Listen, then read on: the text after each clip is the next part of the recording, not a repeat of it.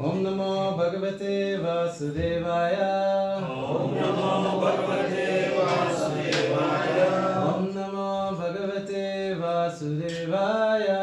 Om Namo Bhagavate Vasudevaya. Om Namo Bhagavate Vasudevaya. Om Namo Bhagavate Vasudevaya. So we're reading from the Srimad Bhagavad Gita as it is, chapter 9, text 14. This chapter is entitled The Most Confidential Knowledge. So the Sanskrit like this. Satataṁ kīrtayanto mam yatantaś dṛḍha-vratāḥ namasyantaś bhaktyā nitya-yuktā upāsate.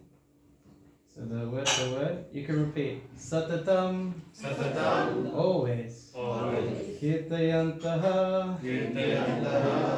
chanting. Chanting. Mam, about me. About me. Yatantaś, fully endeavoring. Fully endeavoring. Cha, Also. dṛḍha-vratāḥ, dṛḍha-vratāḥ. with determination. With determination. namasyantaś, offering obeisances. Offering obeisances. Cha, and mam, me. Bhaktyā, in devotion. In devotion. nitya-yuktā, Nitya-yuktā. perpetually engaged. Upāsate. upāsate, worship. Worship. Translation and purport by His Divine Grace, A.C. Bhaktivedanta Swami Srila Prabhupada Ki. Always chanting my glories, endeavoring with great determination. Bowing down before me, these great souls perpetually worship me with devotion. Purport. The Mahatma cannot be manufactured by rubber stamping an ordinary man. His symptoms are described here. A Mahatma is always engaged in chanting the glories of the Supreme Lord Kṛṣṇa, the Personality of Godhead. He has no other business. He is always engaged in the glorification of the Lord. In other words, he is not an impersonalist. When the question of glorification is there, one has to glorify the Supreme Lord, praising His holy name, His eternal form, His transcendental qualities, and His uncommon pastimes. One has to glorify all these things. Therefore, a Mahatma is attached to the Supreme Personality of Godhead. One is attached to the impersonal feature of the Supreme Lord. The Brahmajyoti is not described as Mahatma in the Bhagavad Gita. He is described in a different way in the next verse. The Mahatma is always engaged in different activities of devotional service as described in the Srimad Bhagavatam, hearing and chanting about Vishnu, not a demigod or human being. That is devotion. Shravanam Kirtanam Vishnu and Smaranam, remembering him. Such a Mahatma has firm determination to achieve at the ultimate end the association of the Supreme Lord in any one of the 5 transcendental rasas. To achieve that success, he engages all activities, mental, bodily, and vocal, everything, in the service of the Supreme Lord Sri Kṛṣṇa. That is called full Krishna consciousness. In devotional service, there are certain activities which are called determined, such as fasting on certain days, like the 11th day of the moon, Ekadasi, and on the appearance day of the Lord. All these rules and regulations are offered by the great acharyas for those who are actually interested in getting admission into the association of the Supreme Personality of Godhead in the transcendental world. You Mahatmas, great souls, strictly observe all these rules and regulations, and therefore they are sure to achieve the desired results. As described in the 2nd verse of this chapter, not only is this devotional service easy, but it can be performed in a happy mood. One does not need to undergo any severe penance and austerity. He can live this life in devotional service, guided by an expert spiritual master, and in any position, either as a householder or a sannyasi or a brahmachari, in any position and anywhere in the world, he can perform this devotional service to the Supreme Personality of Godhead and thus become actually Mahatma, great soul. Om Jnana-timirandasya Jnana-shalakya Chakshrumitam Yena Tasmai Shri Gurave Namaha Shri Chaitanya Manovistam Sthapitam Yena Bhutale Swayam Rupa Gadamayam Dadati Swavadantikam Vancha Kalpatarubhyascha Kripa Sindhu Evacha Patitam Bhavnebhyo Vaishnavebhyo Namo Namaha Jaya Shri Krishna Chaitanya Prabhu Nityananda Shri Advaita Gadadhara Shivasari Gaura Bhaktavinda Hare Krishna, Krishna Krishna, Hare Hare, Hare Rama, Rama Rama, Hare Hare. So, would you like to be a Mahatma? Put your hand up. No one. Put your hand up then. Don't be shy. Yes, let's be a Mahatma, a great soul.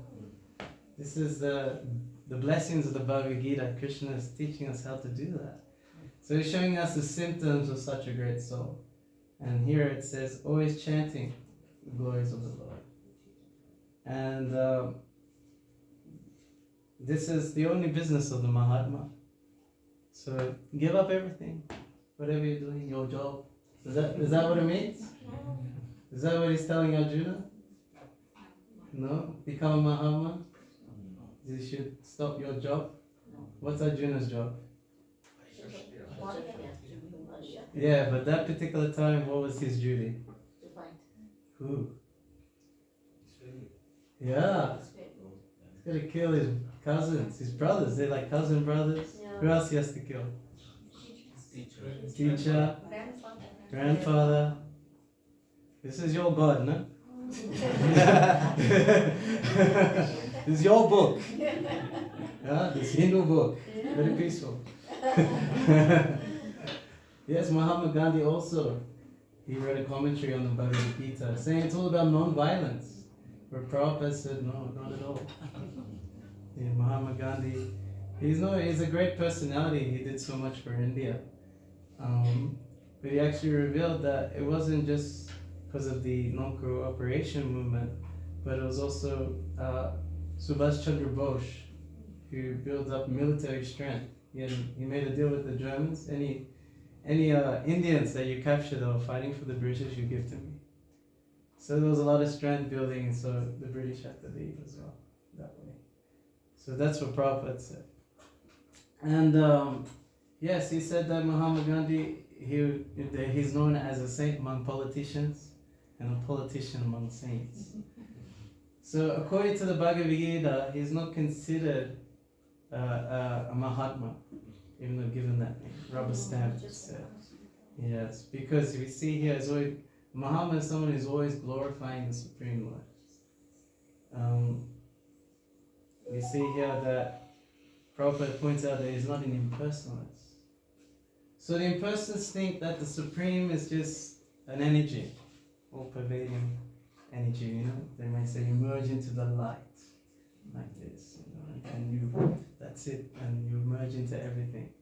So they kind of have this idea that you may have speculated before, knowing about the personal form of the Lord.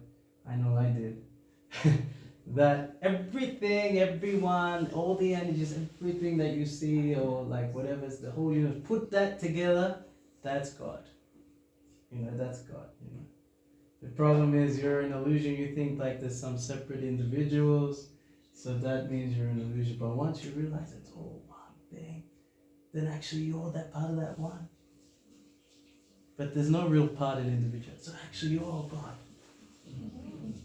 That's what the impersonalist said. Yeah. Right? You know, there's no difference between you and me. Is that true? Who's rich? Yeah. I'm sure you're rich, you all live in the area. Alright? So there's no difference there. Okay, I'll use you here. There's no difference between you and me, right? If it's all one, right? If it's all one, there's no difference between you and me.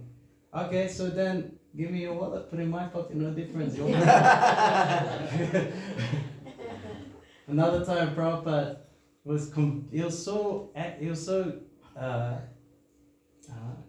adamant about establishing the personal form of the Lord and then abolishing the impersonal form. And abolishing this idea that there's no form to the Supreme. that, he met this person, this Maiva, he says, it's all one, Swamiji. And then Prabhupada, he grabbed him by the shirt. He goes, is this a shirt or cotton ball? Like this. Which one is it? Like this. And he says, is it a shirt or a cotton ball? He goes, a shirt. Don't say it's all one. It's just a cotton ball. Say you're cold outside, Oh yes, I have a nice warm chadar. Would you like it? Yes. Oh, here's the thread from there. The part in the hole is the same, according to your philosophy. So we can see how it can create so much cheating in spiritual life when one takes up this impersonalist philosophy. But we understand the sublime doctrine given by Sri Chaitanya Mahaprabhu, which is Achintya Abheda Tattva, which is this inconceivable, simultaneously oneness and difference. So how does that work? So Prabhupada gives the example of the sun. So just like the sun, like in the morning, the sun comes in your room. The whole sun? No, it's the sun rays, right? So it's the energy of the sun coming into your room, but you say the sun is in my room, like this. But it's not like the whole sun is there. So there is the same in quality is there, right? The sun rays, they have the same quality as the sun. There's heat and light, but in quantity is very different. So us, the living being, we have the same quality as Krishna, but not quantity. We are like a sun ray, and Krishna is like the sun glow. Another example, just like the ocean and a drop from the ocean. Same in quality. There's salt in the drop, there's salt in the ocean. But in quantity, it's very different. So this is the sublime doctrine that Sri Chaitanya Mahaprabhu has given us. That as a part of the whole, our role is to serve. Just like different parts of the body. They're all meant to get food to put into the mouth to feed the stomach. There's a story from the Upadesha that all the bodily parts, they went on strike. You heard this story? They're like, why is the stomach getting all the food? We're working hard, like the legs, they have to run everywhere.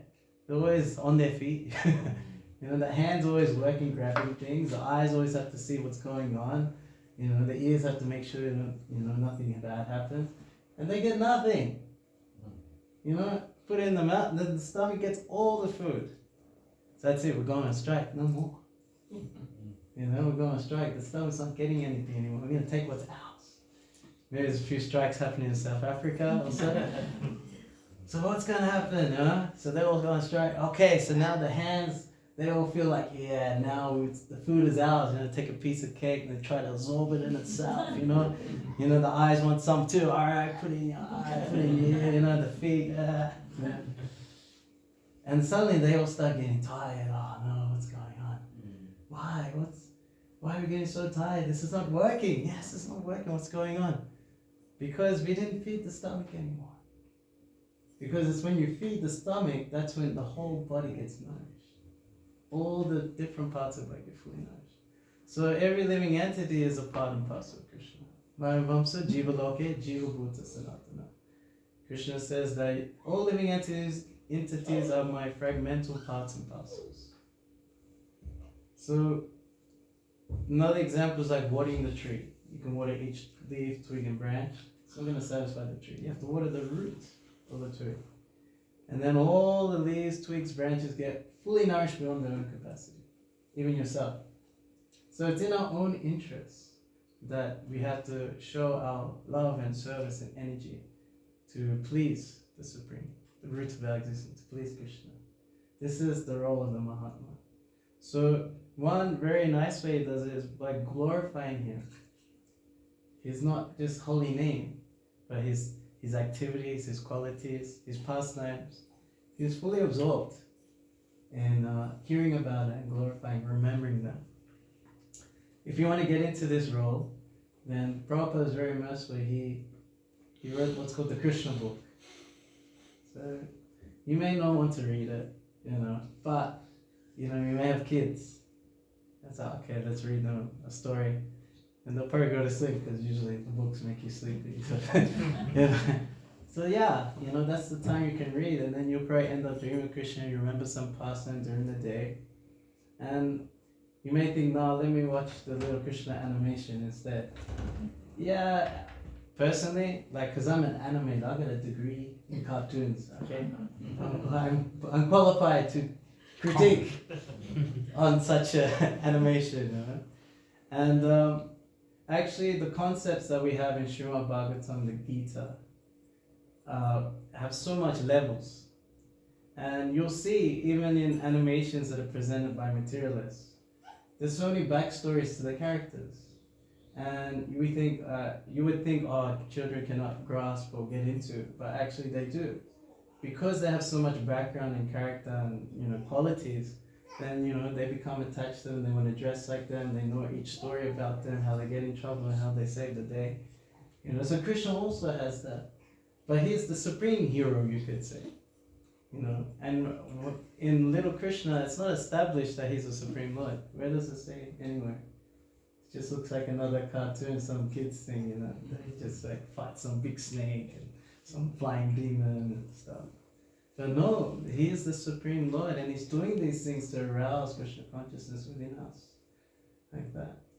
That's why I kind of like more. There's another animation, it's called Krishna versus Kamsa. And it's like the same story, but it's established that he's Vishnu, the Supreme Lord. When he appears in the prison house of Devaki and Vasudeva. So that's my critique. You can still watch. But you find that the acharyas, they'll bring out so much more about the qualities and the background of Krishna and his character. He's the greatest character your imagination cannot comprehend. He's so attractive. Krishna means all attractive. So yes, this is the way to become fully absorbed. If it's just this light, what's there to be absorbed in? No activities, no qualities, no form. How are you going to love someone like that? Is there any question of love? Even if you were to merge, every living entity wants to show love and be loved. And if you merge, it's all one big blob. There's no beloved, there's no lover. You'll miss out. That's why most personalities, that's why it's a temporary fix. It's known as spiritual suicide, because you kill your individuality. And then,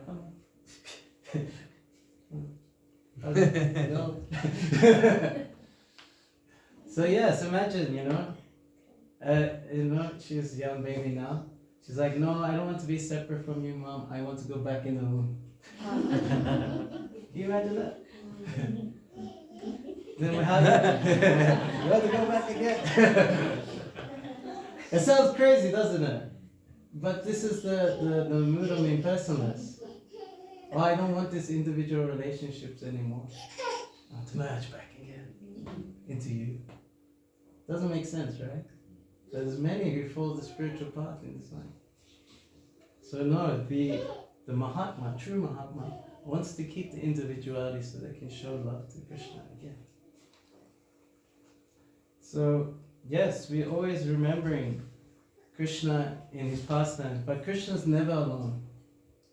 One time, a disciple of Prabhupada, many artists joined that time, and someone did a picture of Krishna, and he looked a bit sad as well, So then the disciple was explaining that, Krishna's in separation from his devotees. And then Prabhupada said, no, this is not Krishna. And he's like, what do you mean? No, this is not Krishna. What do you mean? Krishna's never alone. There's always like some swan, or deer, or cow, or some gopis or gopas like this. He's never alone. Krishna, when he descends as well, it's like when the king comes or the president comes, there's a whole entourage. Security, cooks, and assistants, and marketing specialists, and all these things, right? Never comes alone.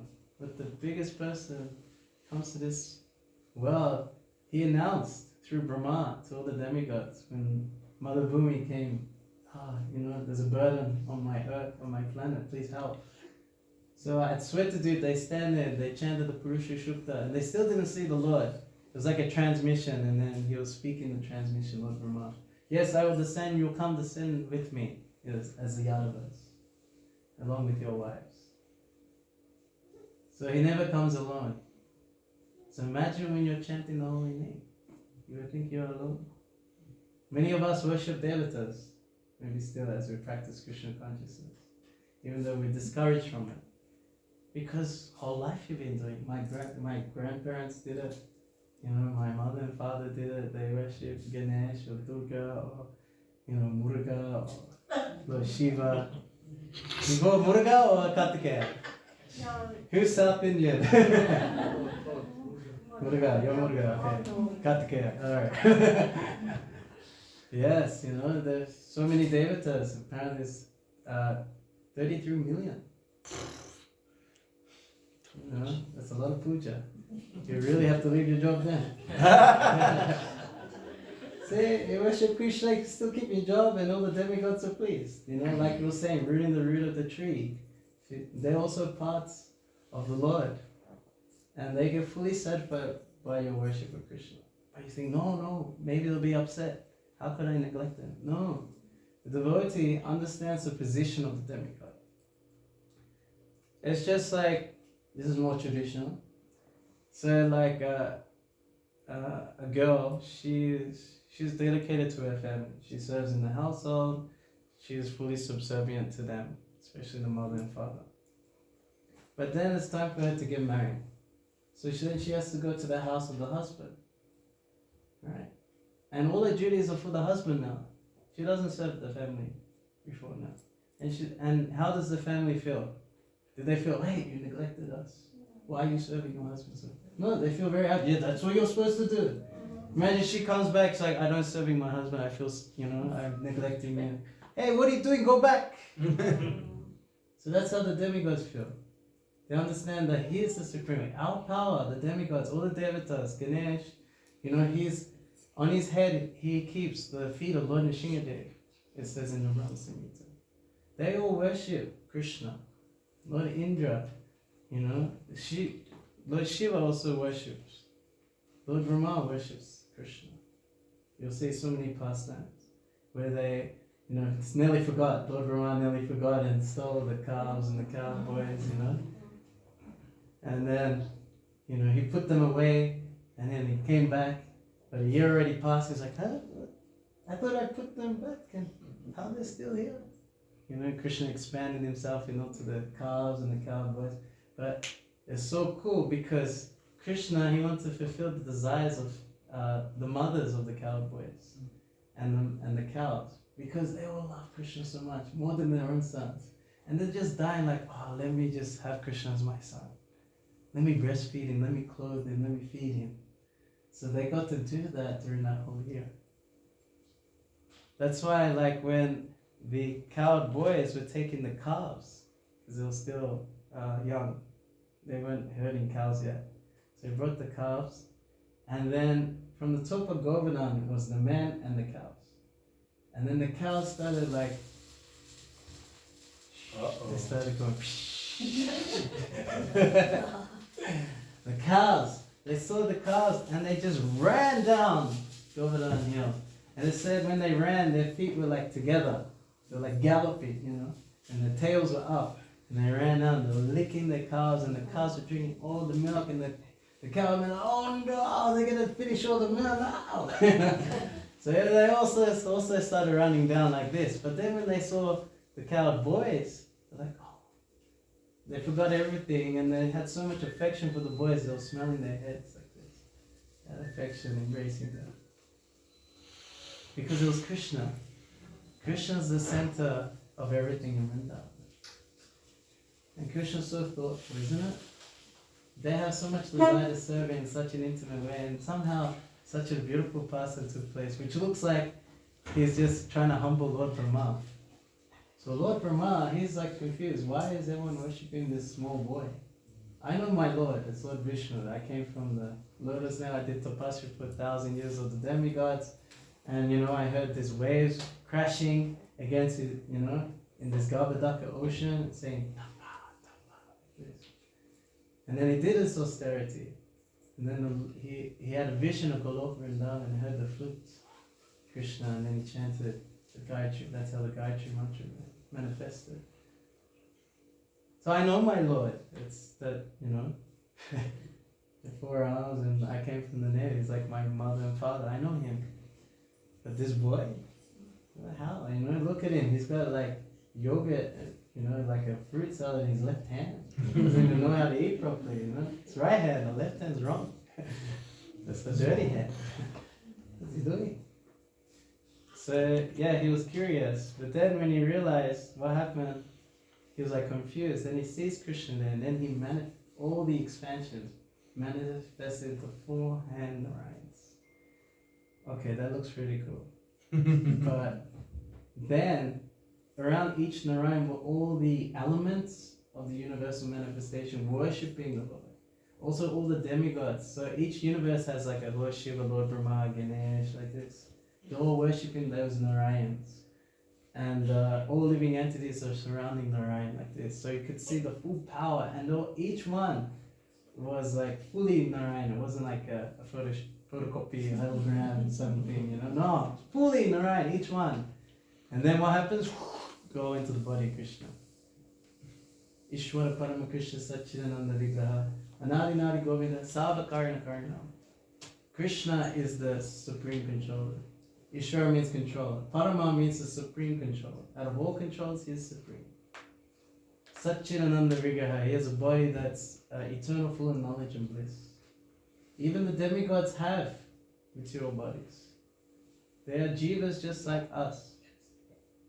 Every Lord Brahma is like the most pious person in the universe.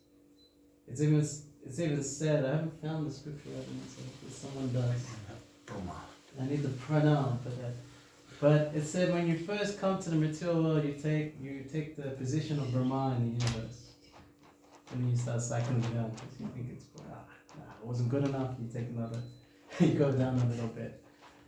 So, yes, they're all material bodies, but Krishna's body is Satchidananda.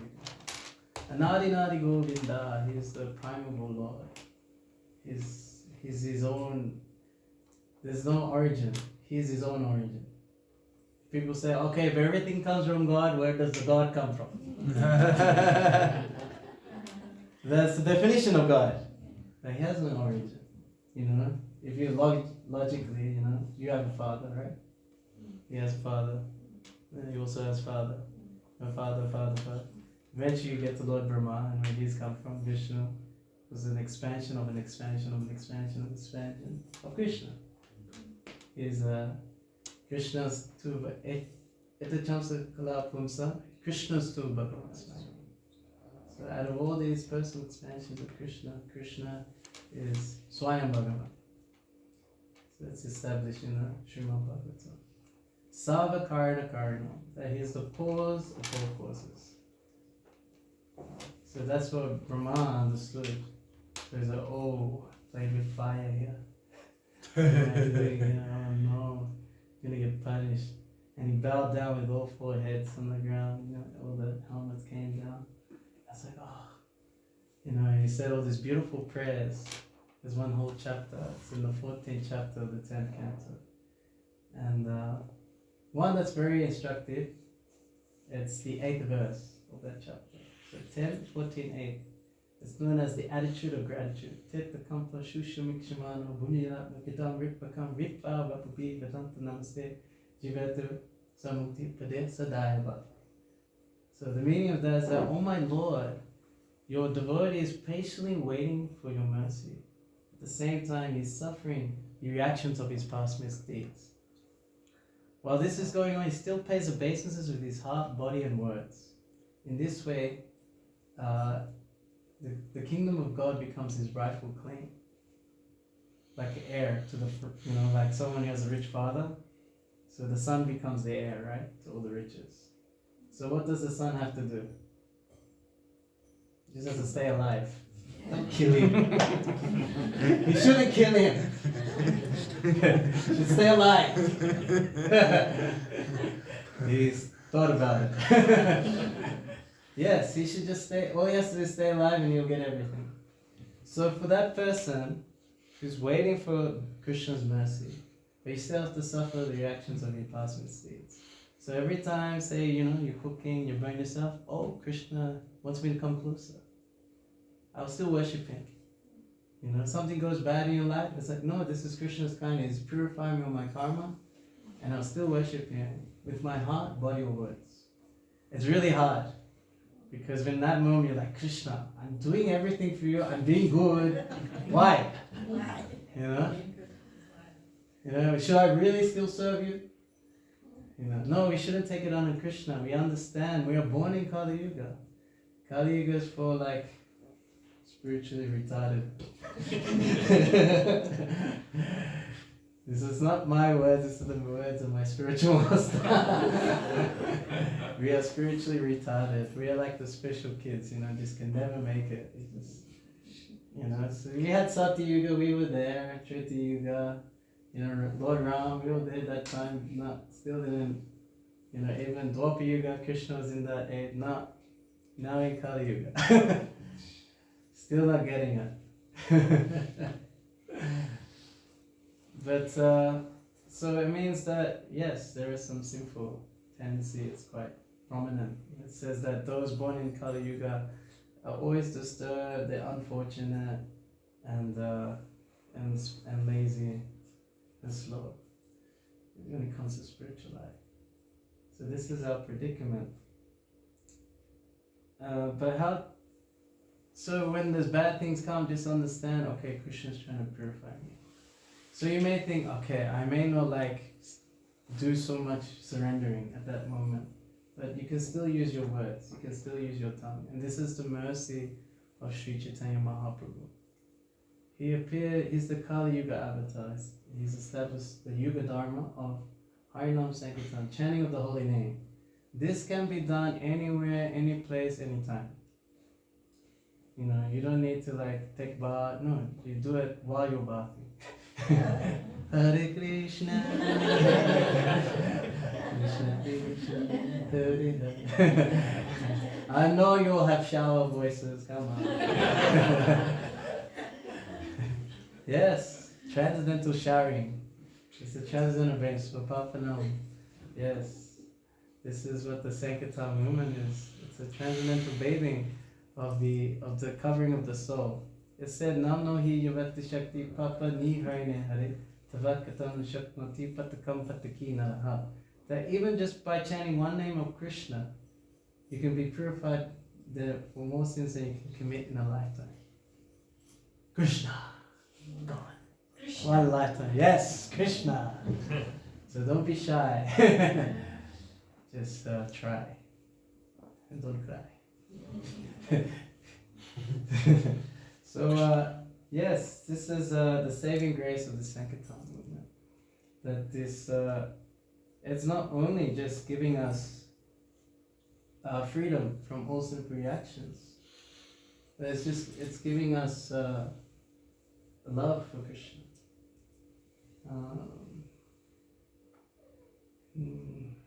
Nityasita Krishna prema sabakaranaya shravanani sudachite koryadaya. That love of God, prema, is already in the heart.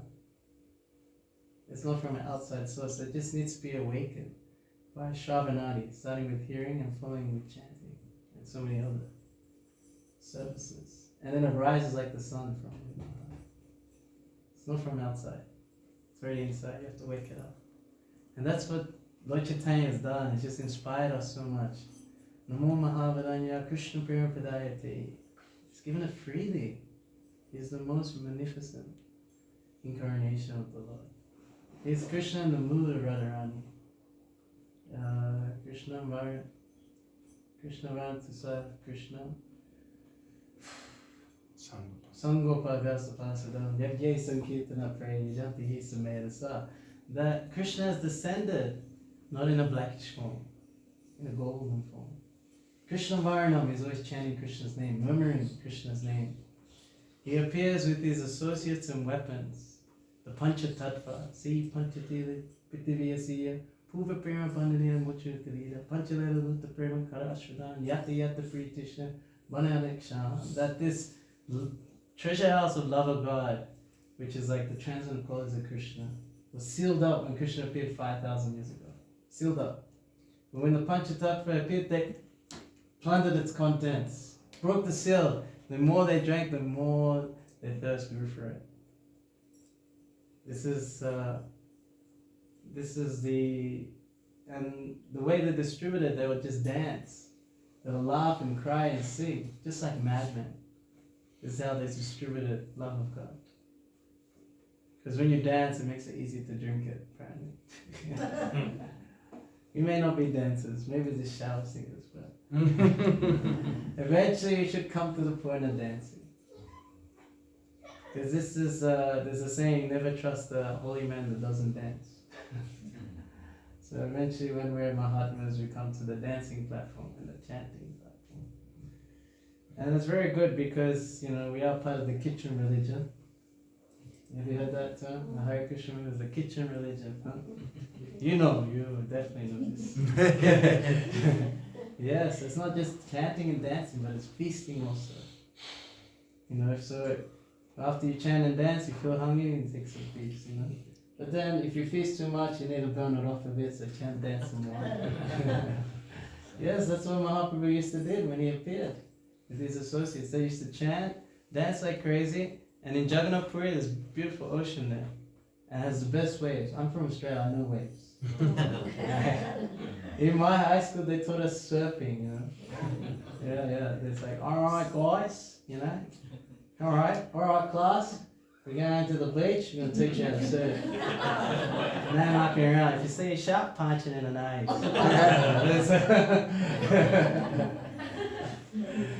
Yeah, so... No, I'm really from Australia, believe me. I look like I'm from Dubs, right? No, I'm from Australia, down under. I actually, when I first left Australia, I had this accent and no one could understand me. So then I adopted this pseudo-American accent. So people could understand me. I was there talking like this, alright. Okay, just got the bug of the gator, you know. You know, they're very relaxed, you know, because there's no worries there. Like Vaikuntha, you know. In Sanskrit, right? Sanskrit, oldest language in the world. You know, 4,000 years old. Mother of all languages. Vaikuntha means no worries. So, good on you. Alright. So yes, this devotional service is actually described as very simple and sublime. Rajavijja Vajagurya, Paritam Idam Uttamam, Vedakshavagamam Dhamma, Shushukam Kat Avyam. Shushukam Kat Avyam means that it's everlasting and joyfully performed. It's the king of all knowledge, it's the secret of all secrets, it's the perfection of religion, it's the purest, because you can have direct perception of the self. This is what Krishna consciousness is all about. Like easily to perform. You just come here and you're hearing.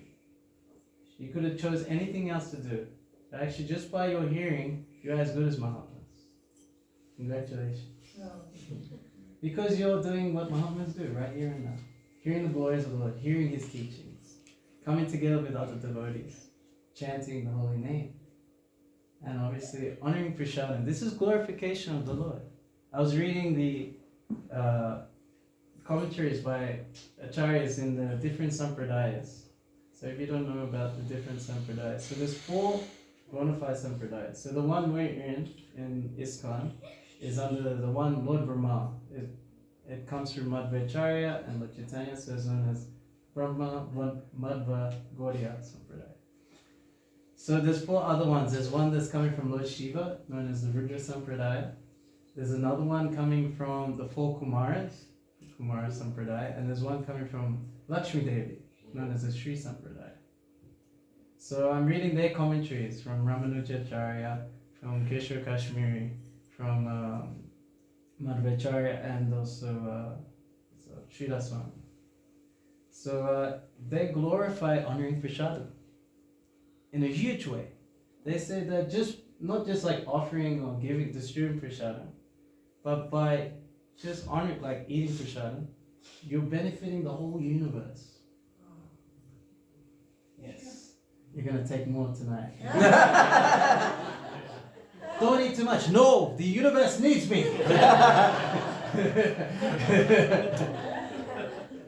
So let us all benefit the universe somehow by engaging in devotional service, especially chanting, dancing, feasting. This is the mercy of Lord Chaitanya. There's the mercy of Prabhupada that we can come to this movement, just somehow connect in some way, and feel true happiness from within. A happiness that means that I can experience the love of Krishna for me, and I can express my love for him. So I'll stop here. If you have any comments or questions, you can ask.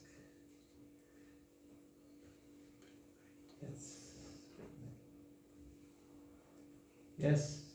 No, as you are saying, we don't worry about the demigods and something. I didn't say don't worry about that. Yeah, no, that's don't worry about it. I said it wrong. Is Lord Shiva and Lord Hanuman demigods? Hanuman is a servant of Lord Ram. So he's not So a demigod. he's a living entity. He's not a demigod. He's not a demigod. Yeah. Lord Shiva? Lord Shiva is special tattva. He's known as Shiva tattva. So he's like in between the Jiva, which is us living entities, and Vishnu tattva, which is the Supreme Lord category. So he's in between. It's called Shiva tattva. So when the Supreme is said that the Supreme Lord never contacts the material energy. So, but then, okay, I'm gonna get technical. So. Yeah, fine. It's okay? Alright. Here we go. So we have Mahavishnu, Yes. and he glances onto Prakriti, onto the material nature. So that glance impregnates the living entities into the womb of material nature. We know material nature as Durga Devi, like that. So the Lord is absolute, and with any of his senses he can do the activities of any other sense. So he can eat with his eyes, walk with his ears. So he can impregnate with his eyes. You know? I couldn't think of walk on his hands. Just imagine how it. I don't know what eat with his nose. Yeah, like even sorry, I'll come back. It's a little tangent. So my niece, my parents are devotees, so my brother drops them at my niece at their place for babysitting, and then she puts the offering for the deities there, and she's like, oh, what's that? Can we have it? She goes, no, Krishna's eating.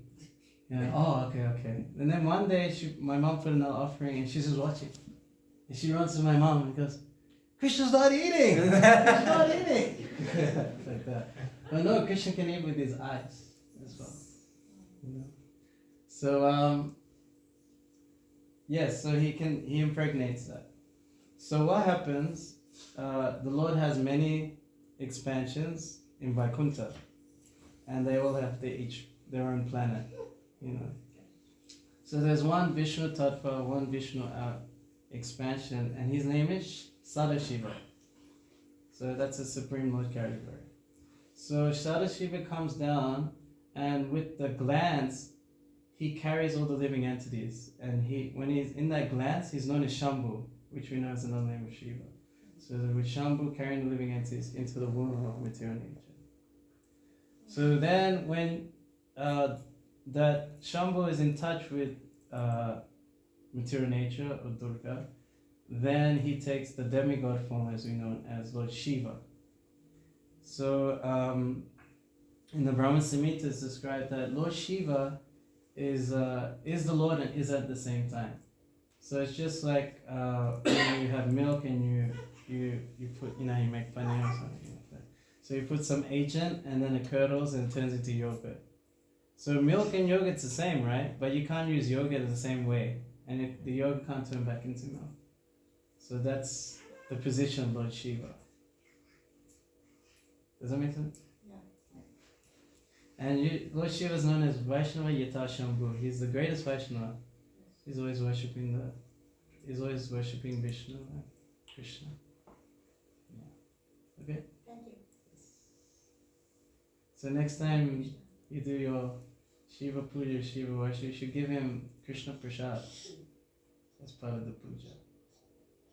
And you should chant Hare Krishna because he likes that.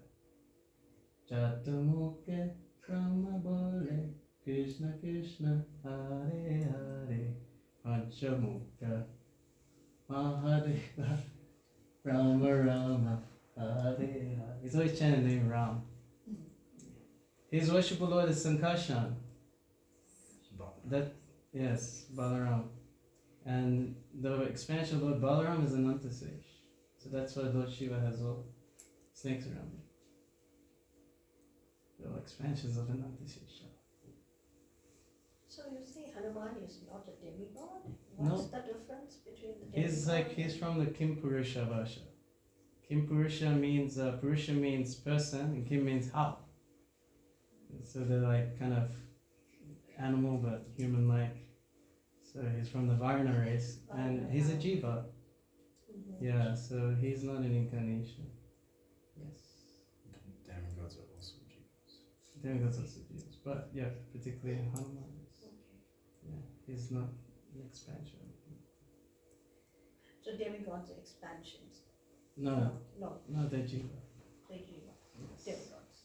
They're part of jiva tattva. Only Shiva's in Shiva tattva, Yeah, but the expanse of Vishnu, like Lord Ramachandra, yeah. that's Yes. the Supreme Lord. Yes. Yes. So we should follow Hanuman and worship the Supreme Lord. He's also chanting. He appeared with Lord Chaitanya as Murari Gupta. And so he was attached to Lord Ram even as Murari Gupta. And the Lord Chaitanya says, no, worship Krishna is better. You know, Braja is the highest realm of the spiritual world. So worship Krishna. They should give it up. And then Murari Gupta is like, I can't. I'm just so attached to Lord Ramachandra. I cannot give this up. So then he thought, but I want to please Lord Chaitanya, but I can't this time, so I might as well kill myself. So Lord Chaitanya knew about this, So he's about to like this, and there's a knock on the door. Hey, I know what you're doing. He comes and he knocks out the door, It's like, hey, what are you doing this for? He goes, my Lord, I can't give up my worship, Lord Ramachandra. He goes, I know you can't. Stop this at once. Because you're Hanuman. You've incarnated again to join me in my pastimes here. So he's a devotee. Very good devotee. He is a Mahatma. Okay. Time for feasting? We can discuss more later. Taking care of the universe now. Yes, we need to take care of it. Thank you very much. Hare Krishna, Srila Prabhupada ki Jai!